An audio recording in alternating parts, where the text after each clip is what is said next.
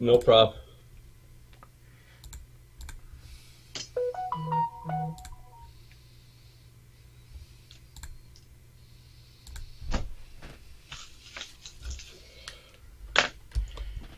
Hey everyone, welcome to another edition of The Bullet. My name is Paul Lathrop. I'm the Deputy Director of New Media for the Second Amendment Foundation. Joining me today from upstate New York, Dan Wos. Dan is the author, of course, of Good Gun, Bad Guy series of books. There are currently 3 with a 4th in process somewhere. And also, he's one of the guys behind the Loaded Mic program, which if you're watching us on OpsLens, you can catch that on OpsLens as well. Dan, first of all, thanks for coming on today, man. Hey, always a pleasure. You know that. Anytime. As we get started, I want to mention, as I always do, if you're catching us on Facebook or YouTube on the Polite Society podcast channels, go ahead and comment on those videos. If you're catching us on OpsLens or anywhere else that carries us live, and we're growing all the time, we're on Rumble, we're on Getter, we're on OpsLens, we're a bunch of different places. If you're catching us those places, go to Twitter, tweet with the hashtag #TheBullet. We'll get those up as well. We're already starting to get check-ins, and thank you for everybody that's just chiming in to check in. First story I want to talk about today, Dan. This one actually was supposed to be on the show yesterday. We flat ran out of time. Sherburne County, Minnesota Sheriff Joel Brott has released a public letter confirming his continued opposition to gun control laws now being discussed by the Democrat-controlled legislature in St. Paul. According to KNSI News, Sheriff Brott released the letter Thursday and is already drawing attention on Facebook. The sheriff is advising his constituents and all citizens of the state to contact members of the Minnesota House or the state Senate. Once again, he says there's legislation at the state capitol that would bring stricter gun control measures to all Minnesotans. And once again, I'm being inundated with questions asking for my opinion on this issue. My position has not changed since taking office in 2009. I have actively opposed these types of laws since that time, publicly and privately. I know, Dan, they've got a law in Minnesota that is going to take them to 1 gun a month. They've got several other laws that are up in Minnesota that are really, they're competing with Michigan to come up to see who can be worse, Michigan or Minnesota. And oddly, they're not that far apart. So just sheriff doing what he's supposed to be doing and letting his people know he stands for their rights. Yeah, and that's happening here in New York. It's happening in some other states too, but here in New York, with the Concealed Carry Improvement Act, so-called Concealed Carry Improvement Act, there are sheriffs all over the state just refusing to enforce the law. Because the gun law in New York has been deemed unconstitutional by about 5 judges now. So this is normal. This is what sheriffs should do. Sheriffs should protect the rights of people, even if it's in defiance of the state. Yeah. And so I think he's doing a good thing. Well, and I may be missing the mark here, but I believe most sheriffs take an oath very similar to the oath that soldiers take, that they are defending their jurisdiction, their county, if they're a county sheriff, and that they are upholding the Constitution of the United States of America. Yeah. And I'm with you, man. I just see this as part of his duty to uphold the Constitution. Yeah, and the good thing about sheriffs is they're voted in. Yes. They have to go through election cycles, and if they don't look out for the best interest of their constituents, then they'll get voted out. So there is some leverage over the sheriff. This is a pretty good example of the people actually being in control of their government. When the sheriff is the number one law enforcer, he can pretty much override state, federal, um, and the people control the sheriff's department in a sense, because like I said, they vote for the sheriff and he's elected. So this is probably our best chance when it comes to Second Amendment rights. However, some sheriffs might be in a Democrat controlled area, and they will violate. Look at the sheriff she was California, trying to remember exactly what city or what county. Santa Clara County Sheriff, Lori, and I cannot remember her last name right off the top of my head, but convicted of conspiracy, and she was one that she would not. You had to pay to play to get a concealed carry permit. You had to give her box seats at hockey games. You had to give her deputies iPads in order to get a concealed carry permit. Convicted this past winter of conspiracy, and she stepped down just days before the decision came down. But yeah.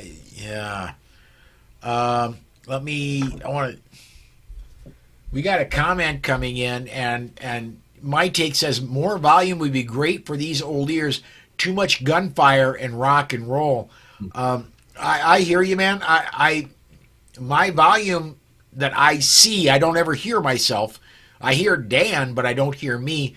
My volume going out is peaking the meter very well.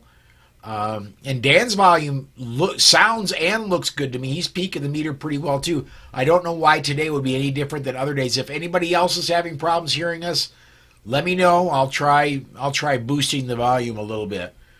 Well, I played a lot of rock and roll, in my life, and I understand. I understand that problem. But I'll turn up if you need me to, Paul. Now, I can hear you just fine, and like I said, you're when you come to me, the VU meter I have peaks just. I mean, when you peak, it peaks. So, I think we should be okay. But again, if there's other people that are having issues, just let me know. Next story I want to get to is this one. It just shows hypocrisy, Dan. Department of Justice says marijuana use, which Biden thinks should not be a crime, nullifies the Second Amendment. This is off Reason.com. President Joe Biden thinks it's unfair that people convicted of simple marijuana possession face lingering consequences for doing something he says should not be treated as a crime. Biden cited those burdens last October when he announced a mass pardon of low-level federal marijuana offenders, which he said would help thousands of people who were previously convicted of simple possession and who may be denied employment, housing, or educational opportunities as a result. Yet the Biden administration, which recently began accepting applications for pardon certificates aimed at ameliorating these consequences after dragging its feet for 5 months, is actively defending another blatantly unjust disability associated with cannabis, the right to keep and bear arms. Under federal law right now, it's a felony punishable by 15 years in prison for an unlawful user of a controlled substance to possess firearm. Ban applies to all cannabis consumers, even if they live in one of the 37 states that have legalized medical or recreational use of marijuana. In that disability, a federal judge in Oklahoma ruled last month is not consistent with the nation's historical tradition of firearm regulation. The story goes on from there. Biden, I guess, is saying, look, we don't want to put you in jail for smoking marijuana. We just want to take away your right to defend yourself, the right to defend your country. We want you to be worthless, is what he's saying. It's so. Sometimes I think you bring me on this show to just piss me off. Well, I do have blood pressure medications myself, and I just took them a little bit ago. This is so infuriating. So it's unfair that pot be a crime, but taking away a God-given right that's also part of the Bill of Rights, no, that's okay. These people absolutely infuriate me, and Biden is a complete joke. I can't believe that we even allowed this to happen, but here we are, and he's destroying everything. His administration is making a mess of this country, and they're doing everything they can to just violate the rights of good people while allowing what many may argue is not so great behavior. I mean, I don't smoke pot. I don't necessarily think it's a good thing. Mm-hmm. I don't necessarily think it should be illegal, but to promote all the stuff that the Democrat Party is promoting and pushing out there, and then violate the rights of lawful American citizens is just the exact opposite of what we should be doing. So it shows us that they're not really out to defend American values. It's really the exact opposite of what should be done. It's amazing. I was in a conversation recently, and the person said, well, why should anybody, if the brain isn't fully formed until 25 years of age, why are we allowing 18, 19, 20-year-olds to own firearms? And I came back with, well, if the brain isn't fully formed till 25, why are some of the most liberal among us trying to promote the being able to choose your own gender at 12, 13, 14 years old? Why are, if the brain isn't fully formed until 25, why is it being pushed for 16-year-olds to vote? If you're old enough to vote, if you're old enough to choose your own gender, by God, you ought to be able to defend your life. Yeah, and it's not even as about so much about choosing your own gender. Hey, I don't care if you're a boy in school and you want to dress up like a girl, whatever, do your thing. But it's promoting the idea that you can have mutilation surgery, and the kids, California just passed a law, and they're fighting it in court right now. But they just passed a law that underage children can go to California for gender reconstruction surgery. In other words, cutting off their genitals. Right. Can't believe we're even talking about this stuff without the parents' consent. And the law also says that the parents have no rights to their own child's medical records. So,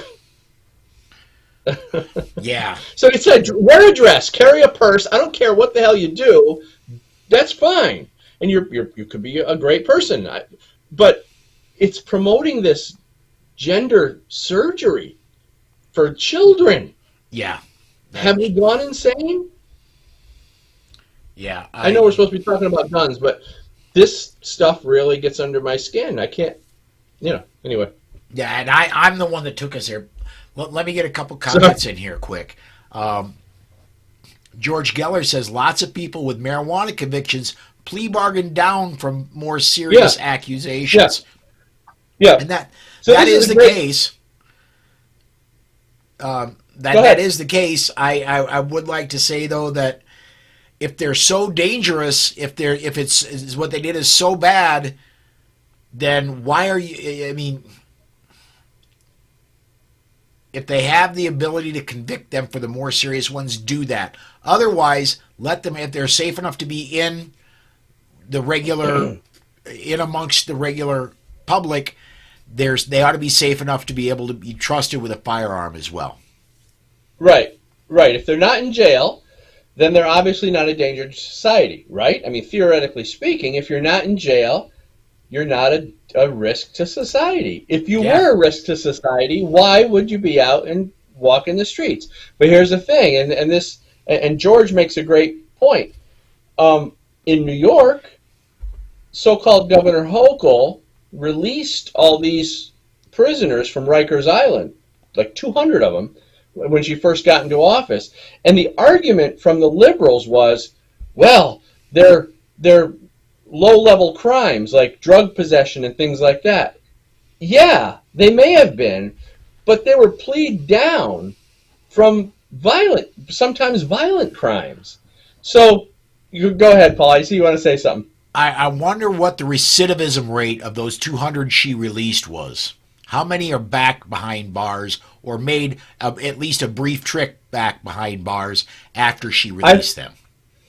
I forget the number exactly. I want to try to remember. I think 40 of them committed violent crimes after they were released, and then a large number of them committed other crimes after they were released. I'm not positive on that number, but it was something like that. Yeah. So the majority of them recommitted crimes. Yeah, absolutely. Let me get a couple more comments in here. My take says the day you can be drafted is the day you should have all your rights. Man, I'm right there with you. That's true. And then our good friend Charlie Cook chimed in. So parents don't have a say, but who's supposed to pay for it? The parents' insurance? Parents' insurance, yeah. Yeah.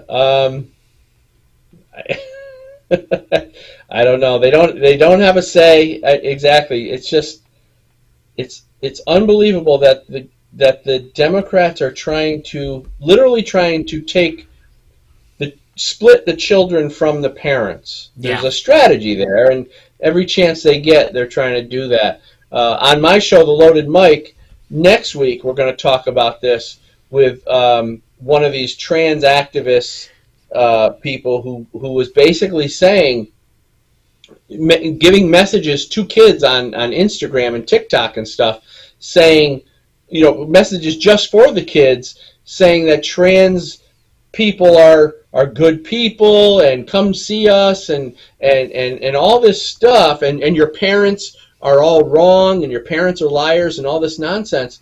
So this whole movement is really just trying to divide parents from children. I believe, because that's what it looks like. So thanks, Charlie, and glad you're here, Charlie.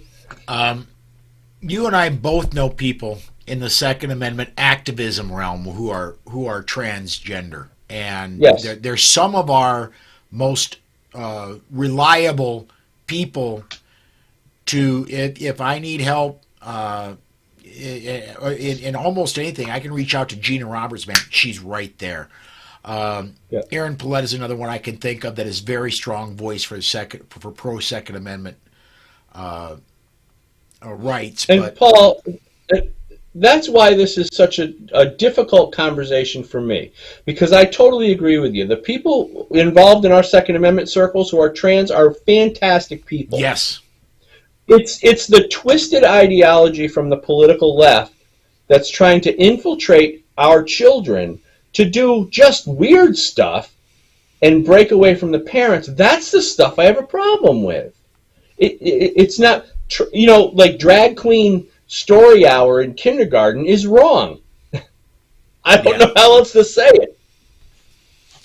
All right, let's see here. Yeah, we're pretty much caught up. I want to get, because we've already burned up a lot of our time. There's a few stories I want to get to yet. No campus carry in Kentucky this year. A Republican-sponsored bill that would force public colleges and universities in Kentucky to allow many students to carry concealed guns on campus does not have the votes to pass the GOP-controlled Kentucky House of Representatives, the sponsor announced Tuesday. HB 542 would have prevented the public higher education institutions in Kentucky from passing any policies that bar people 21 years and older from carrying concealed weapons on campus. Currently, those schools have the power to set these rules and not allow guns on their campuses. I'm just going to jump down. The sponsor of the bill said today is a sad day indeed. Neither the Democrats nor the governor can stop good legislation from passing in Kentucky with our Republican supermajority. With that fact in mind, I feel obligated to explain the legislation and the proposed changes it underwent so that you can determine for yourself why it is that a Second Amendment bill failed to have the votes within the House Majority Caucus. She said she was willing to make several changes to the bill, including requiring a permit to carry on campus, a carve-out for private institutions, university hospitals, and at events with venues with a capacity for more than 1,000 spectators. Looks like she was willing to make a bunch of concessions, but Republicans didn't want to go along with her, is what it sounds like to me, Dan. Well, I look at this thing from more of a philosophical perspective, and a lot of these kids on campus, are talking about this rape culture and all this nonsense, which I don't even think really exists to the level that they're trying to make it exist. But if there was such a violent culture on campus, rape culture or whatever you want to call it, wouldn't these people want to carry a gun? I mean, wouldn't they want to be able to have a gun on campus?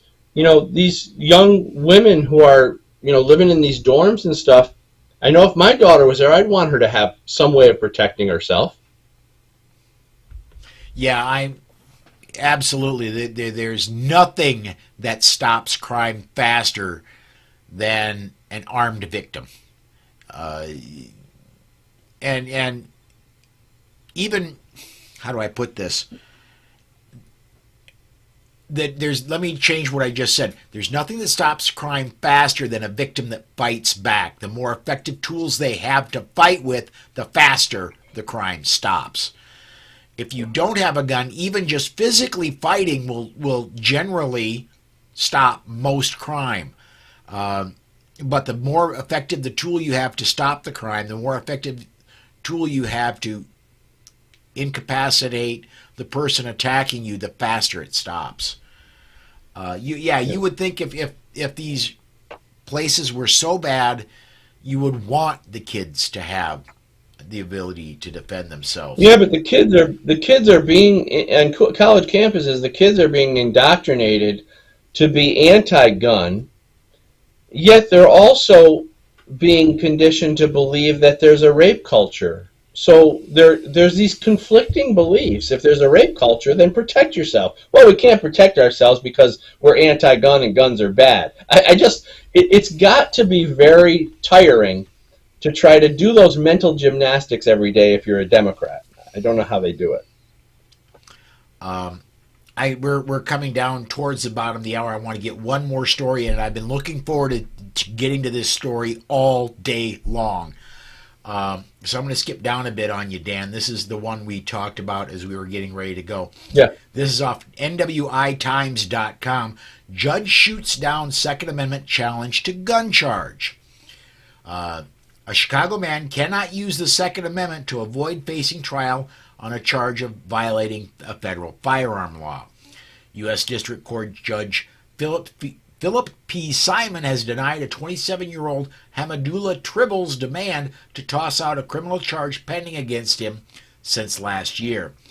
A federal grand jury indicted Tribble in August on allegations he illegally possessed, get this, a 19-millimeter Glock pistol on July 19th, 2022, somewhere in northern Indiana. Number one, I looked it up. 19 caliber or 19 millimeter. That's 75 caliber. I want to know where they got that 75 caliber Glock handgun. And this is a bit of an egregious example of somebody that knows nothing about firearms and nothing about mathematics writing about firearms and crime. Yeah, I don't know. I just I'd like to see one of those 19 millimeter Glocks. Yeah, I'd like to shoot one. That's just funny. Yeah, yeah. I don't even the largest rifle I know of that the general public can get a hold of is a government 45-70 is the largest caliber rifle. There is the 50 caliber BMG, but 75 caliber 19 millimeter, holy cow! Yeah, that'll definitely have some kick. And in a handgun, holy smokes! And again, just proof that you don't have to know what you're doing to become a writer. Well, that's true. I've seen a lot of that. Yeah, absolutely. All right. We are down near the bottom of the hour, Dan. On our way out, if I could have you please promote your book series, promote your radio show, and anything else you want to plug, bud? Well, I'll start with the web show, The Loaded Mic, and just to let everybody know that the latest episode that we have coming out on OpsLens tomorrow night, Thursday night, 8 Eastern, the best time zone. 8 Eastern, or where you are, Paul. Where are you? Central. Central? The only time zone that matters, Central Time. Yeah. Is that what you say? Okay, whatever. So that would be 7 p.m. Central. The Loaded Mic episode is called "The Truth About January 6th," and I want to promote this because I want everybody to watch it on OpsLens. It'll be on all the social medias. We just got kicked off. This episode is not going to be streaming on my Facebook page because Facebook won't allow it. The episode is called "The Truth About January 6th," and I have some rare footage that we're gonna air on the show tomorrow night that you haven't seen. This is not Tucker Carlson footage. This is stuff that nobody's seen. It came from a very rare website. I was able to find it. I can almost guarantee everybody watching here it's not seen this footage. So check it out on OpsLens, The Loaded Mic, 7 p.m. Central tomorrow, 8 p.m. Eastern. And I think you're going to really like this show. They've already banned it. It hasn't even aired yet. So, wow, you're getting a pre-content ban. That's a stretch there, man. You're doing good. They don't. Yeah, it was a feather in my cap as far as I'm concerned. Every time they ban the show from somewhere, and we're not saying anything controversial. It shouldn't be controversial. We're just talking about stuff, talking about social issues and gun rights and things like that. Anyway, the other thing is Good Gun, Bad Guy book series, which is right over my shoulder. 3-book series, goodgunbadguy.com, where I talk about all the anti-gun strategies, tactics, and all the stuff you need to know to be able to understand the anti-gun crowd so we can either help them or defeat them. Goodgunbadguy.com, by the way. Goodgunbadguy.com, and the show is loadedmic.com, or you can catch it on OpsLens. I give you a hard time about this every once in a while, but Good Gun, Bad Guy 4, I know is kind of in the planning stages. How's that coming along? Well, it's going to be a real special book because it's going to talk about the gun control matrix. And there's a lot of different components in the matrix, the gun control matrix, and I'm not going to tell you what they all are, but you know them. It's just I'm showing you how they all work together. So all the different components, whether it's terminology or whether it's legislation or whether all these different strategies that they're using, all work together so they create this what I call the gun control matrix. And once we understand how that all functions, I think we're going to be much better off in supporting our gun rights organizations, helping them fight these cases in court. We've got a lot of good things coming, like we got a lot of good results from the Bruin case and things like that. So moving forward, we're going to have the tools that we need to defend and protect our Second Amendment. But I think this next book is going to be a real key component for people to really get a grasp on what they're doing, so we can understand how it all works. Because we don't always know. We'll see. Oh, well, they're doing a bump stock ban. Okay, they're using this type of terminology over here. They're doing this or they're doing that. But it all makes sense when you see the whole gun control matrix. And I will explain all that in the next book. I don't know when it's coming out yet. It's not done, just because I've been kind of busy. But it will be coming out at some point. Very cool. On my end, I want to remind everybody, please do join me at 5 p.m. Central Time and let me get this one up. as Sandhills Media says, the only time zone that matters, and he's absolutely right about that. 5 p.m. Central Time tomorrow and Friday. Tomorrow's Matt Mallory he is Meet the Pressers, and we'll be talking about tomorrow's stories and a few we didn't get to today. And Friday is Trading Friday again with Tom Walls of the Firearms Academy of Seattle. And then finally, I want to remind everybody this coming Saturday, we do have the Weekend Bullet coming up, and that is going to be Greg Hopkins, who hasn't been on anybody's show in a very long time. Greg went deaf, and then he had cochlear implants. His hearing is back enough that he can hear what people are saying to him, so he should be able to he's also the author of A Time to Kill. It's a look at self-defense from a Christian perspective. Great guy. I know Greg. He's a great guy. I've gotten a chance to talk to him several times. Yeah, he and I had a very interesting debate. This has been a year and a half, 2 years ago, about the death penalty on Polite Society podcast one time. I respect the man greatly. I cherish him as a friend, and he and I just had a disagreement, and we talked about it respectfully. I thought we both brought good points to it.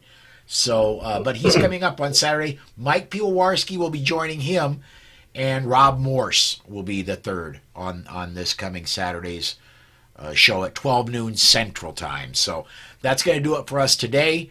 Thanks for tuning in. Thanks for commenting, everybody. Podcast listeners, thank you for listening, and we'll see you next time.